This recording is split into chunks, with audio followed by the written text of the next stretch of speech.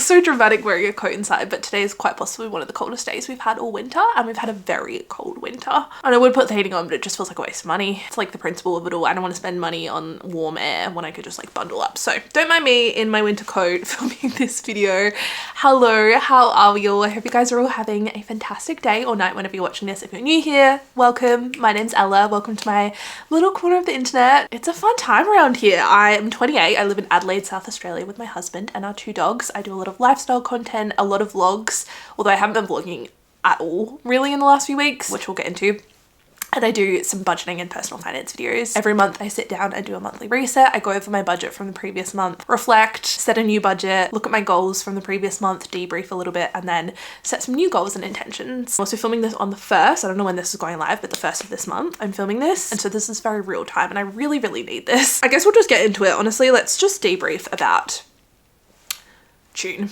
I just feel like I'm always so optimistic going into the new month, and this month especially I was like, yeah, we're gonna do the 75 soft challenge, we're gonna do this, this and this. It was that post-travel high that I was feeling where I was like ready to get back into routine and reset my life, and that's just not how June went. Me 3 years ago would have been like, oh my god, I'm such a flop, I'm such a failure, like really leaning into that toxic productivity, and that's just not how I feel anymore. I feel very at peace with it all. We had good intentions.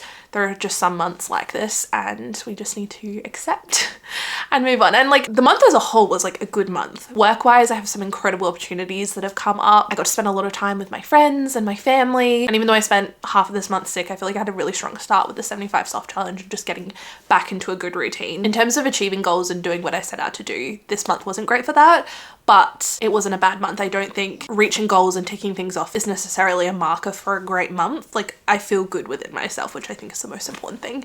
In saying that, I'm excited to start fresh. There's definitely room for improvement and I'm excited for a fresh start. There's just been so many contributing factors and that's okay. It was just one of those months, and I know a lot of you guys are feeling it too. I posted on my Instagram story because both of us have been sick. I feel like our budget kind of went out the window. We were eating out a little bit more because we couldn't be bothered cooking. So many different health expenses. It was a 5-week grocery shop month, so that category was higher than usual. Just like so many little things that just added up. But I posted a poll on my Instagram stories asking how you're feeling about your spending this month. 9% of you said you're feeling good, which we love. I love that for you. 22% of you said it was just okay, and 69% of you said I don't want to talk about it. And that is exactly how I feel. I mean, I'm going to talk about it. That is literally the purpose of this video. We were naively optimistic going into June. It didn't quite pan out how we expected, and that's fine. We're going to pivot, set some new goals. Before we do, even if it's not been the month I imagined, I think it's really important to reflect on the previous month. Sometimes it's painful, but what do they say? Pain is gain. There's something to be learned, I think, from reflecting. So I'm going to pull up my goal and habit tracker here.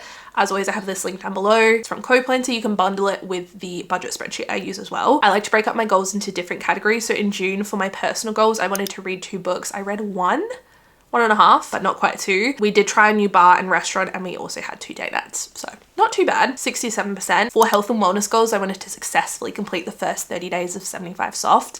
I'm not taking off on this. We were very consistent for the first week and a half and then naturally fell off due to being sick. Did I mention I got sick? I feel like everyone in Australia right now is sick. I don't know what is going on. There is quite literally something in the air. I did do Pilates 3 times a week. I'm taking this one off. I didn't go in the weeks that I was sick, but I went every other time. I went 6 times the 2 weeks that I was well. I did what I could do. Financial goals, I wanted to donate and invest. We did both of those. I didn't do a no spend week. We need to get back to that. Career goals, I've pretty much finalized the giveaway for 100k. I'll be posting about that sometime in the next week or 2 on my Instagram, so stay tuned for that. Didn't post on TikTok 5 times a week and did not upload 7 times on YouTube. Did I mention I was sick? I could barely function, guys. And then I have a little home to-do list. Naturally didn't quite get to either of these, but get a quote for a wardrobe fit out and get a quote for our fence. I'm gonna copy and paste these for next month. Here's my goal and habit tracker for July. So I've got my daily habits set up here. These are things that I really want to be intentional with. So no phone for the first hour of the day. I find I'm just such a happier, more balanced, less reactive person when I'm not touching my phone first thing. 8,000 steps, sticking with the 75 soft challenge. I want to track when I go to Pilates. I want to track any no spend days and track when I'm reading as well. And all of these daily habits tie in really nicely with my monthly goals. So for personal, I want to read daily, get back into the groove with it. Tying in with that, I also want to finish 1 nonfiction book. I have so many great personal finance books sitting on my shelf collecting dust, and most of them I've skimmed through. I've read certain chapters that are of interest or pertain to something that I'm going to talk about, but most of them I haven't read from start to finish, and I'd really like to do that. Not only will it help me personally, but also you know, professionally. So I was gonna go to Illuminate Adelaide. It's a light show. I think they have it on in other cities. I've never been. Nick claims that I have, but I have no recollection of it. So I would love to go to Illuminate. It's like a light show. They have different displays on across the city. I think that'd be a cute little date night. I also want to do some more baking this month. My sister has been really in her baking era and it's fully inspired me. I made some chocolate chip cookies the other night and I was like, this is incredible. Not only is it so much more cost effective, it's just like so much more satisfying as well. Tastes better. I mean, don't get me wrong. There's a time and a place for your good old Betty Crocker, your humble Betty Crocker cookie mix, but making something from scratch is elite. And I also want to scrapbook, really leaning into my hobbies in the winter season. Wellness goals, I'm keeping it super simple, just 8,000 steps every day. Financial goals, I want to do a no spend week. We are sticking to that. We're actually going to do one this month. I would also love to invest $1,000. I've actually added a numerical amount this month. Normally I'm just like invest in general, but I would love to do 1,000 and also finalize my taxes. I have an accountant, I pay my taxes quarterly, so there shouldn't be too much work, I imagine. I say that and I'm literally not doing the work. I've hired professional help for that, but like finalize them on my end, do what I have to do. It's end of financial year, crazy. Then for career goals, I want to start my money diary series. This isn't the official name. If you have a better idea, please let me know.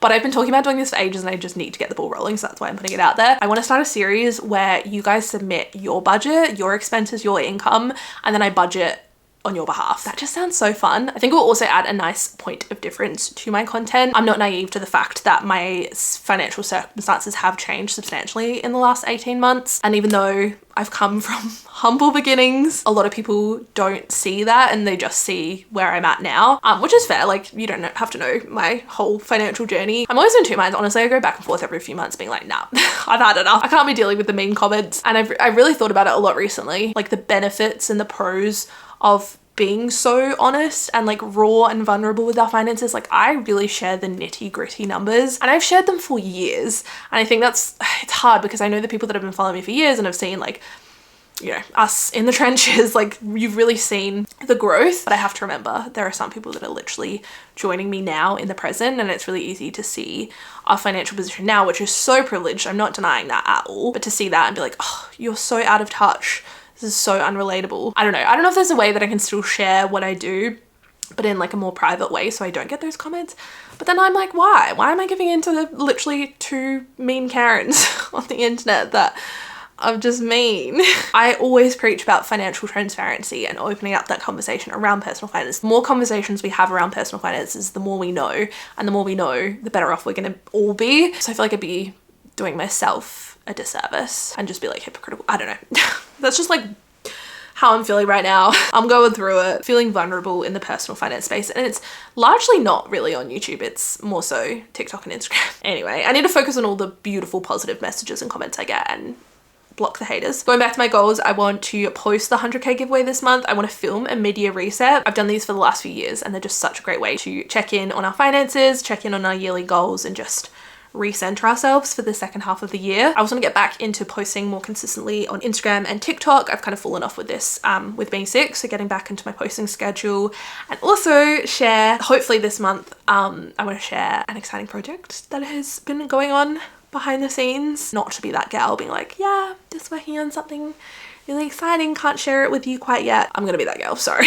And then I've just got the same two goals for home: get a quote for our wardrobe fit out and get a quote for the fence. So those are my goals for July. I'm feeling good about that. I feel like that's a good amount. A lot of career goals, I really just need to get back into work and posting more consistently. There's things that I've been procrastinating and putting off. Sometimes with new projects or new ideas, I'm quite a perfectionist and I really want to nail it the first time, and I just know that's not always going to be the case. I have to think back to when I started YouTube or short form content and I was not good. I had no idea what I was doing, but I just did it, and you just learn along the way. So I need to have that mentality going into some of these things. It doesn't have to be perfect. Progress over perfection. Okay, now for everyone's favorite part, my personal favorite part, which is the budget. I always start by reflecting on the previous month to see what we did well, what we didn't do so well, areas of improvement, which there's a lot of that this month. So let's get into it. Income wise, it was a really weird month, which is kind of a bit all over the shop. I think I mentioned last month Nick got a pay rise, but it didn't come into effect until the second paycheck, and then it was back paid a little bit as well. So it's just a bit confusing. I still don't know what his new paycheck will be. It's a bit of a mystery, but a good problem to have. And then business income, I budgeted $4,500. I ended up making $8,114, which I can go over my business income and the breakdown of that. I feel like this is something something people don't usually expose, but you know me, I'm an open book until I get my feelings hurt again. This is all pre-tax, just keep that in mind. So YouTube AdSense, I made $2,820.22. This is from the month before. So what would that have been? May. All the videos I posted in May, I get paid for in June. And I think I posted like 4 times because I was away. Affiliates, I made $3,533.10. Paid partnerships, I made $4,494.63. And then miscellaneous was $800. So my total income pre-tax was $11,647.95. And then I paid myself $8,114. Bills wise, everything was pretty much as I expected, apart from our phone bill was $5. I use an eSIM whenever we travel, but we had a stopover in Fiji for like 3 hours and I didn't want to set up a whole new eSIM for 3 hours of internet, but I also had things I needed to post, so I just used my regular phone internet, which is $5 a day for international roaming. I don't like to do that normally because it adds up a lot and an eSIM is a lot cheaper. Desperate times, cool for desperate measures. Subscriptions and memberships, again, nothing really out of the ordinary. We did sign up for Disney Plus, which is $4.99. They were having a really good deal on it. It was like $4.99 for the first 4 months, which I thought was pretty good. And then for our mortgage, we just had our normal repayments, works out to be about $3,900 a month. And then right now, our big goal while we're child free, while we are in this really privileged position, is to try and throw as much money at our mortgage as we can, $4,200, which should bring us to our $50,000 goal by the end of the year. We added to all of our sinking funds $150 in the travel fund, $500 in our home fund, that's for the fence and wardrobe fit out, $165 into car expenses, that's for like rego and car servicing. Our emergency fund is fully funded, so we didn't put any in there. We invested $482.39. I usually set $500 as my limit, and then it just depends on what kind of ETFs we buy. I put $1,900 back into the business. I have a couple things that I want to set money aside for. $400 went into our gift sinking funds, and then $100 into our rainy day fund. This is just kind of a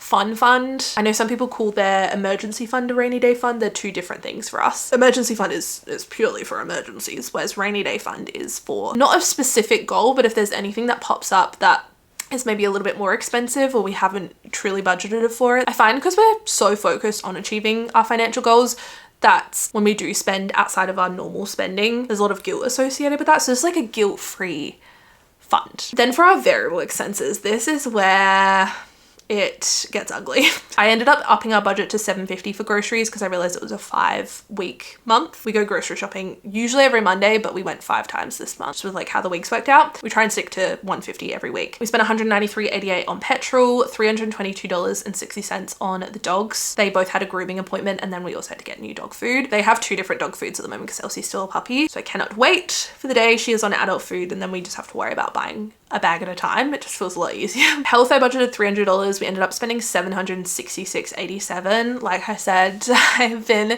down for the count. I had a couple of health related subscriptions come out, and yeah, just a couple of doctor's appointments and just things that have popped up. What is it saying? Health is wealth. I didn't budget anything for home. We spent $167.90, but I could technically take that from our home sinking fund. I just don't really feel the need to. And because I completely lowballed our income this month, which I typically try and do, like our budget is very much just a guide. We're out of that season where we had a really strict, rigid budget. And because my income is variable, it's really hard to actually predict how much I'm going to make every month. So I try and lowball it. And then if we do have extra income, and in this case, Nick's income was higher than we expected as well, it can kind of cover those variable expenses, or if we need to, we pull from sinking funds and savings. But yeah, the home spending was on a trip to Kmart. I got new sheets. What else did I get? We got a new dog bed. Oh, new quilt cover. Yeah, adds up. The cleaners came once this month, so that was $137.50. Gifts, it was my sister's boyfriend's birthday, so that was $110. We spent $126.84 on treating others. We're a little bit over on our eating out budget, $436.92. I think I need to up this a little bit. $300 felt a little ambitious, only because our takeaway and dining out budget is now combined. I decided to combine it at the beginning of this year. There used to be 2 different categories in our budget, and I used to set a $300 budget for dining out exclusively, plus like $100 for takeaway, and now they're combined. So I think we might need to be a little bit more realistic with that, especially for 2 people. And yeah, with both of us being unwell, we really had no interest in cooking. Sorry. Social was fine. We went a little bit over with coffee. Hobbies, I spent $37.29. Nothing on transport. Shopping. This might look outrageous, and I really need to break this down. I feel like I need to add a little disclaimer. We budgeted $0. I spent $0, not to brag, not to throw Nick under the bus. He won't mind me saying this, but he got a pay rise. With a pay rise comes more responsibilities. It means stepping up in his career. Anyway, he wanted to invest in a new suit for work. And then we also have a ton of weddings coming up. We're really in our wedding season. I think we have like 4 in the next 9 months, which feels like a lot. So he decided to treat himself with a new suit, and then he also had to get boots to go along with that. So that was a pretty penny, but an investment in himself. And I don't know, would that be considered a tax write-off? I don't know. This is a question for my accountant. We budgeted $50 for entertainment. We didn't spend any. I budgeted $30 for books, spent $0. So technically saving money. Day night, we spent $106.42. We had some really good fun little day activities. Spent $20 on alcohol, nothing on travel this month. We got that out of our system in May. And then miscellaneous was $119.88. Our original budget for our variable expenses was $2,910 for the month. And we spent a whopping $5,269.47. And I don't really want to talk about it, truthfully. Let's look at May, how that compares to May. So actually an improvement on May, honestly, an improvement on April too. So really I should not be down in the dumps. Coming off the back of a month of travel, I wanted to nip a lot of that dilly-dallying with my credit card and nip it in the bud, and unfortunately we just didn't get that. But honestly, all of the spending is in line with what we value. A lot of it is like needs, like groceries, petrol, obviously a need. The dogs, like that's just unavoidable. I'm not gonna let my dog go hungry because it doesn't fit into my budget this month. Health as well, like let's see if we change this to 0 and change this to 0, how does that look? Because I feel like that's more indicative. See, that is so much better. Like that is right on budget. Yep, okay. Well, I'm blaming it on the unexpected suit and boot purchase and all the health related expenses. See, this is why reflecting is so important, because it's not nearly as bad as I thought it was in my brain. In saying that, we are gonna close the chapter on June, put her behind us, and focus on the new month. I'm feeling very in tune with my spending at the moment. I don't feel in the mood to buy anything. I just feel very content. Or if I am spending money, it's in being at home and just like cozy hobbies. I feel like we really, this is such a cliche, but really hibernate in the winter months. The second half of the year in summer, we just naturally spend so much more money because we're seeing people, we're doing things, we're out and about. But in winter, we truly like hibernate and hide from the world.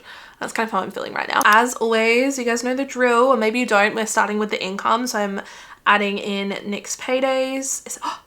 It's a 3 paycheck month, baby. This is exciting. I often get questions about this, what I do when it's a 3 paycheck month, and it's honestly not that much different to a regular month. A lot of that money will carry over. So you'll see here in our left to spend, $627.78 is what we have left to spend from the previous month, and that will just automatically roll over into July. Because this third paycheck's paid so close to the end of the month, a lot of it I'll just leave and roll over into the next month. Or you can just like choose to not add it, honestly. If you feel like it's gonna skew your numbers and just confuse you, just pretend it hits your account in the next month. Okay, so I actually have no idea what his paycheck's gonna be. I'm gonna say 3,000 conservatively. Got to factor in taxes and things.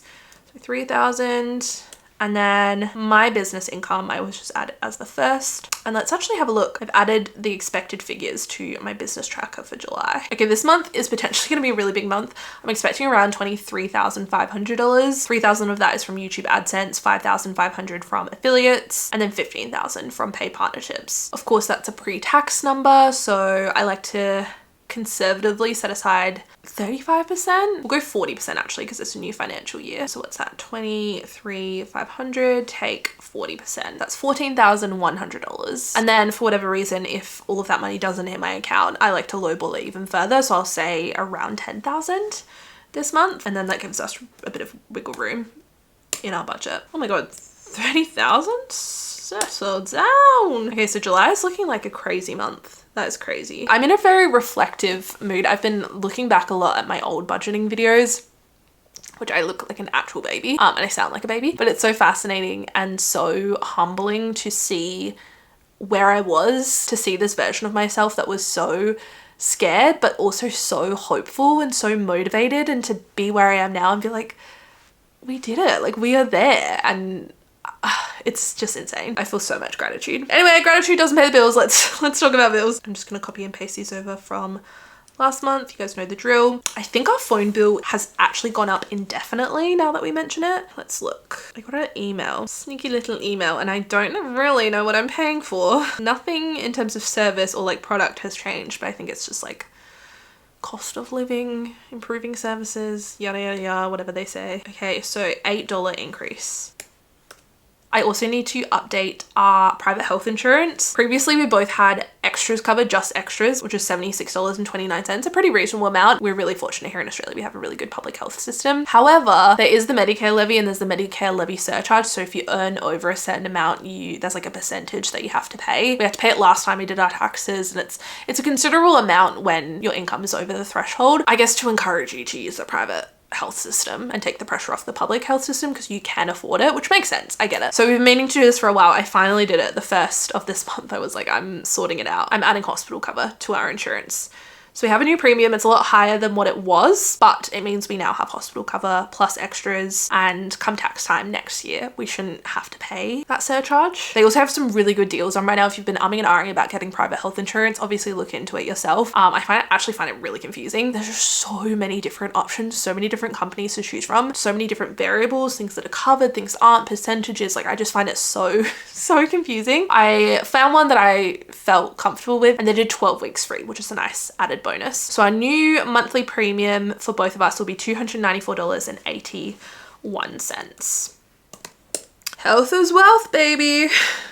It's like my new motto right now. Subscriptions, again, I'm just going to copy over and change this to $4.99. Beautiful. We'll come back to the variable expenses. I like to do a pay yourself first approach, so budgeting for our savings and investments first. Mortgage, again, I'm just going to copy and paste. A lot of copy and pasting right now. We'll leave the extra payment just because I want to see the overall figures. Because it's a higher income month, I want to see how much extra we can actually afford to put on the mortgage. Travel funds, I'm going to put 300 in. Home fund, 500. Actually, we'll go 750. I need to amp it up. We have things to do around here. Car expenses is always around 165. We can adjust that if we need to. I actually need to book in for a service. ETFs, I said I wanted to invest 1,000. Business, I'm gonna say 1,500. Gift fund, 400. Offset nothing. Rainy day fund, 100. Cool. Then for groceries, I'm gonna budget 600 just to give us a little bit of wiggle room. Like I said, I like to stick to that 150 budget, but we've been trying to eat at home a little bit more, really focusing on whole foods, getting in our protein. Petrol, we'll say 200. Pets,